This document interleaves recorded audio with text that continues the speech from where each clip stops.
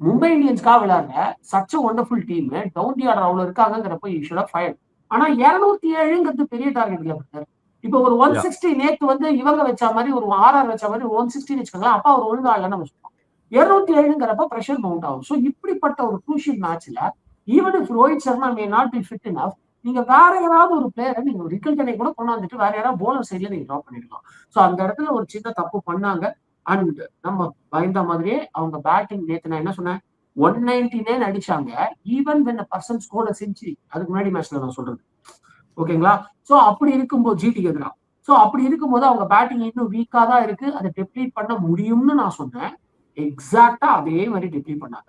In fact Tilak and Sky showed a little bit of resistance அங்க. ஆனா அவங்களால எதுவுமே பெருசா பண்ண முடியல. ஏன்னா ரொம்ப டீசலரேட் பண்ணிட்டாங்க. ஒரு 6 15வது 16வது ஓவர் வரைக்கும்.